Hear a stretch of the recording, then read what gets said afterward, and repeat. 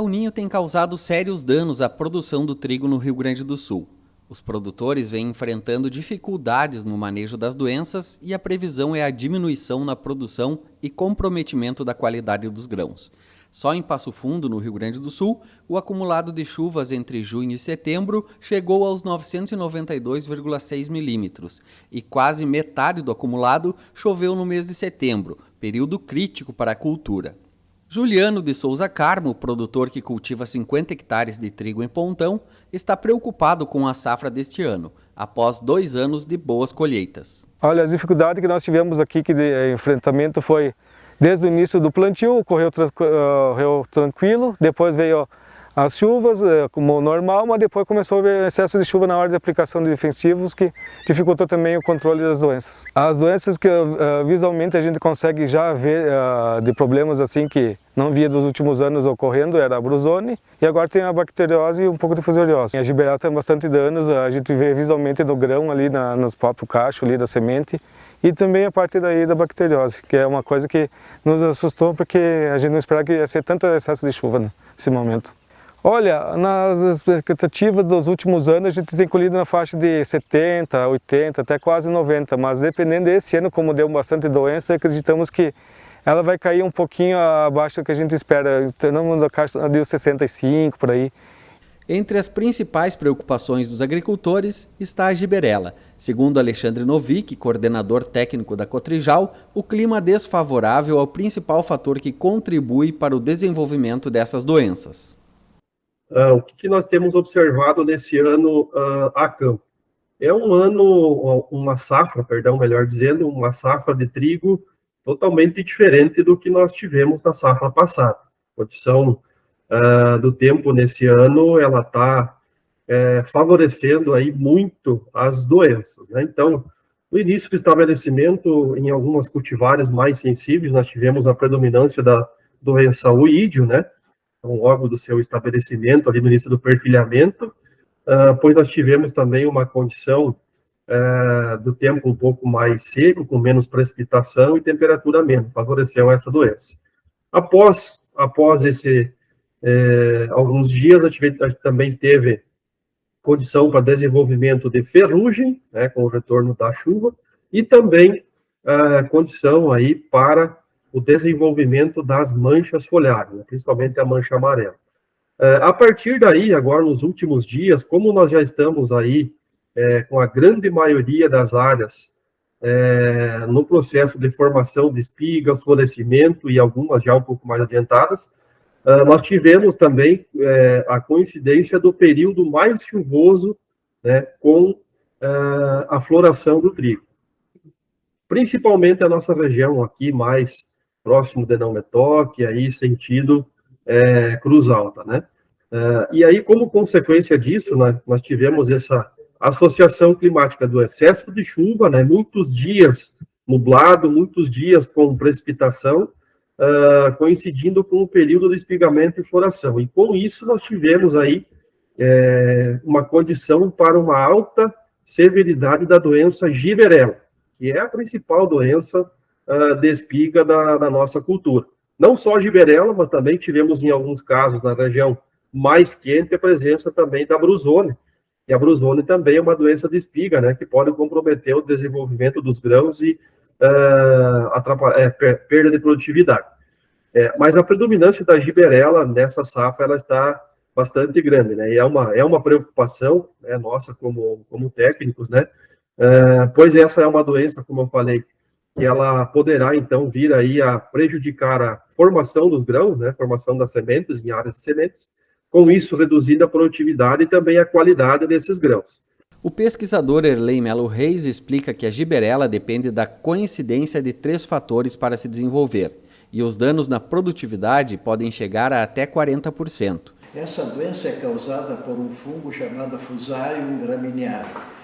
E este fungo sobrevive em todos os restos culturais de plantas na lavoura, principalmente dos hospedeiros, que são o trigo, centeio, cevada, triticale, menos a aveia, que é outra espécie, e também em gramíneas nativas crestadas pela geada. Então, esse fungo, repito, sobrevive saprofiticamente nos restos culturais, e como sempre tem restos culturais da lavoura, o fungo também está sempre presente. Então, a fonte de inóculo, repito, são os restos culturais, apesar de estar presente na semente, não tem relação com o desenvolvimento da doença. A giberela é uma doença de infecção floral. Se não tiver a flor masculina, chamada de antera, presente na espiga, não vai ocorrer infecção.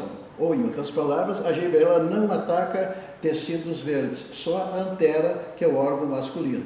Então, estando no floração e os esporos no ar, agora o terceiro fator para desenvolver a doença é uma duração do molhamento das espigas, principalmente pela chuva aqui no nosso estado.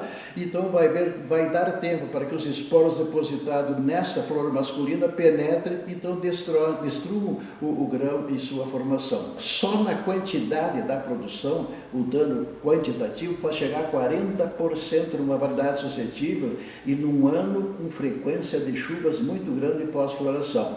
Mas veja bem, é muito mais difícil nós quantificarmos o dano da giberela, que é chamado dano da qualidade do produto, que é uma micotoxina chamada de desoxirnivalenol, que hoje a Anvisa, o Ministério da Saúde, controla os níveis no grão e nas farinhas e nos produtos industrializados também.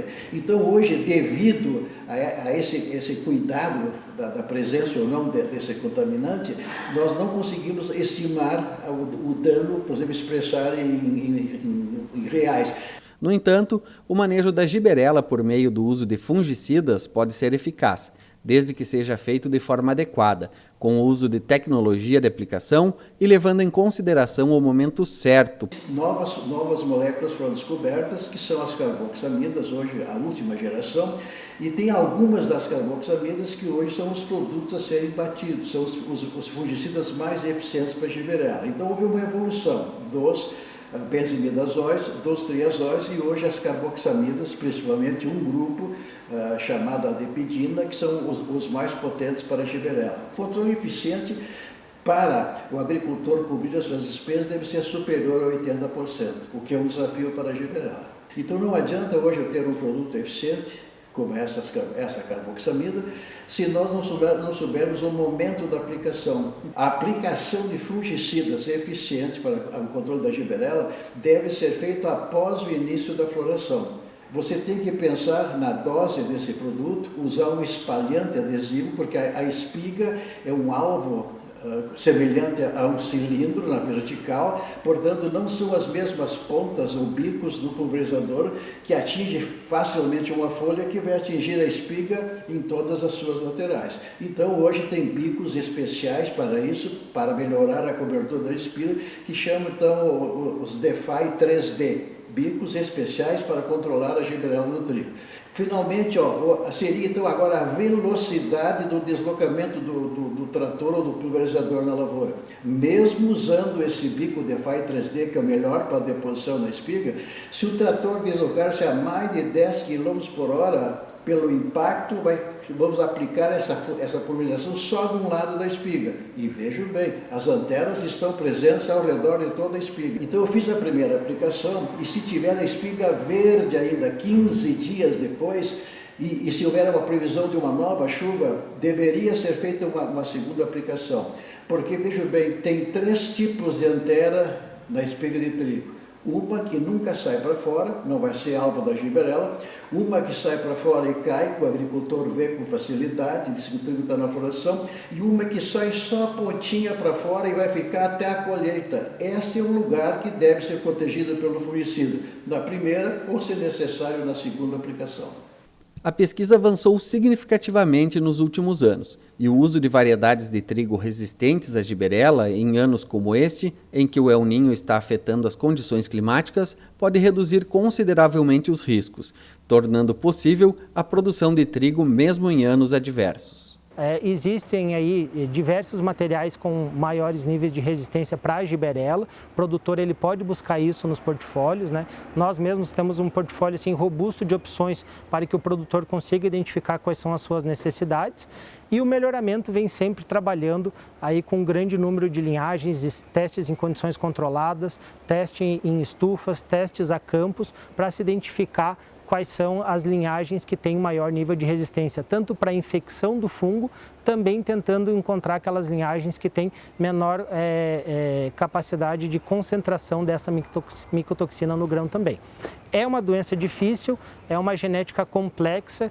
Hoje já se sabe aí entre infecção, colonização do grão e a produção dessa micotoxina, mais de 30 genes e QTLs envolvidos nessa resistência genética. Então não é fácil concentrar todos esses genes num único material, mas o melhoramento genético no Brasil fez um grande salto se nós olharmos aí materiais de 10 anos atrás e se nós compararmos com variedades da década de 90, então esse salto ele é muito significativo, né? Então isso foi um dos grandes fatores que a gente vê de que essa segurança para a espiga, seja pela giberela e seja também pela questão da brusone, que a gente viu bastante nessa safra também, que proporciona uma segurança para essa expansão de área que nós vimos nos últimos anos no Brasil, né, para esse aumento da nossa produção interna, chegando próximo do que a gente precisa para o nosso consumo interno de farinhas, né? Então isso aliou muito, além das questões de produtividade, qualidade, né, outras doenças que também impactam em diferentes regiões do Brasil, mas esse conjunto todo aí acabou favorecendo que o Brasil chegasse mais próximo da autossuficiência, mas também em anos como esse, que são anos difíceis para o trigo, né, na região sul do Brasil, por esse excesso de chuva que prejudica tanto a folha quanto a espiga, mas também esse excesso de calor, que o trigo gosta de uma temperatura mais baixa para fazer um bom perfilhamento. Nessa fase agora, fazer um bom enchimento de grãos, ele gosta de temperaturas mais baixas, mas todo esse trabalho de melhoramento também faz com que a gente tenha mais segurança. Muito provavelmente nós teríamos danos e perdas muito maiores se nós não tivéssemos evoluído com o melhoramento genético de trigo no Brasil. Neste contexto, é fundamental contar com a experiência e orientação de especialistas para enfrentar os desafios impostos pelo clima e garantir uma produção agrícola sustentável e de qualidade. Logicamente que a gente observa no campo que muitos produtores aí, né, que nos ouviram, né, tem hoje a assistência técnica da cooperativa do seu lado, conseguiram realizar esses manejos no campo. Em algumas situações, a gente observa que o manejo ele pode ter sido comprometido em virtude até mesmo da própria chuva, que não dava condição para fazer essa reentrada aí para esse manejo da doença no campo, né? Mas na grande maioria aí a gente observa no campo que os produtores aí conseguiram fazer essa aplicação, né? Mas mesmo assim, pelo fato de ter uma alta severidade, nesta safra a gente vai ter perdas aí no campo com essa doença. Difícil de se estimar ainda, né, o percentual, o quanto a gente poderá ter de redução de rendimento de grãos e também de qualidade, né, mas infelizmente sim a gente vai ter aí perdas nessa safra.